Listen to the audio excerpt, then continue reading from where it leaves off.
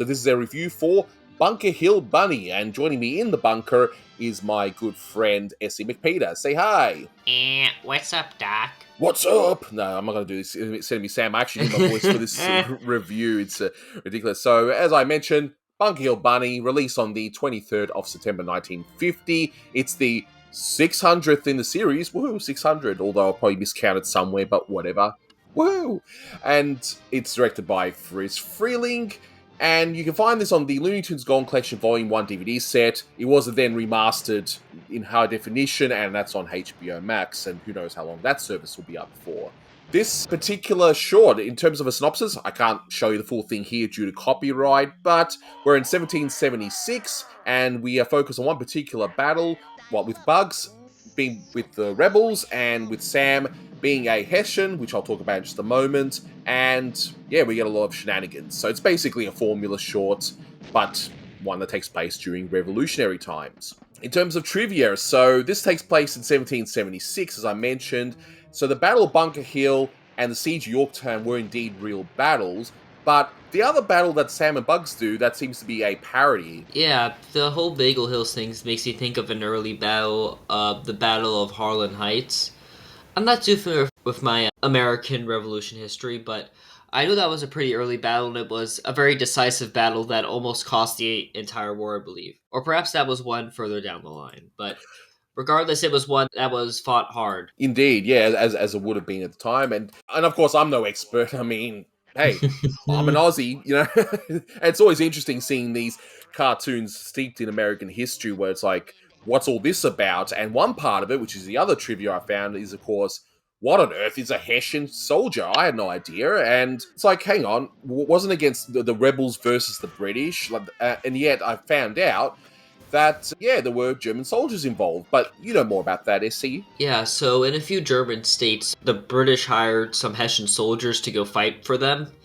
And it was actually these soldiers that were the ones caught up in the riot on Delaware River on Christmas. And I think that was one of the last times, really, that sort of war for hire soldier motif was used in any sort of war. It was, by that point, the UK would build up an army of their own that was fine. Yeah, because I had, from what I was reading, and I didn't delve too much into it because, otherwise this review will take forever to do, but according to my sources, there were roughly around 30,000 Hessian soldiers that served with the British, which was about a quarter of the total amount of soldiers on that side of it. So I thought, yeah, it's definitely interesting. I might look into it in my spare time, which I barely have any, unfortunately. But anyway, that's another thing entirely. So, as for the short, we get another formula short. I mean, the Bugs and Sam formula is basically solidified, and we have one here that's clearly a very low budget, but Freeze makes it work, doesn't he? Well, this one had to have had some sort of budget because there is a lot of special effect use, but it really does feel a bit cheaper with just the two characters, the very empty background in some of the landscape scenes where there isn't a lot of forest. It's just a flat, almost desert-like field, ironically, for something that's supposed to be fun in, like, the New York City area, even in the 18th century. And of course, there's just two characters in it, but there is still a lot of special effects that look nice. Oh, exactly. And I like how in the beginning, this is Freeze basically doing limited budget done right, because you've got the two battles depicted where they're just still images, but then, as you pointed out, you've got the special effects involved, so it looks like there's movement, but when in fact they're really just two beautiful looking still paintings. So the short itself, hey, maybe formula, but it's still done funny, isn't it? Or ain't it, Doc? Yep, it is a good example of just how great Friz was at using both Bugs and Sam. There's a lot of great pieces, like one of my favorites is the Art Davis animated scene of where Sam charging eventually ended up at Shannon Pit to scream, "Retreat!" And he just can't get out, and he's just shot out of the cannon. Oh, exactly right. And this one also has the wonderful trademark Friz timing where, I mentioned this in the previous review somewhere, but if you didn't see the title card and know who directed this, you would immediately, you could tell because of the timing. So when Sam marches to Bugs' fort, I don't know why he's just marching with a drum. Why wouldn't he march with a gun? But anyway, I don't know. The timing on that, it's fantastic. It's such a major highlight. And of course, when he gets shot by the cannon, he got the whole floppy, brop, brop, brop, brop, brop sound. Fantastic. And it's not just the timing, it's also the sound effects too, which works so well with that. But why did he charge with just the drum, I wonder? There was usually a lot of respect for the drum marchers. I guess it was a way to start the battle. Yeah, and I don't know, but it's done funny nonetheless. And, and then there's this also wonderful animation. You got, this wonderful animation on Sam Bowling. That was pretty good one there. And, of course, you got the wonderful scene involving the two cannons sort of launching the ball into each other, which works out pretty well.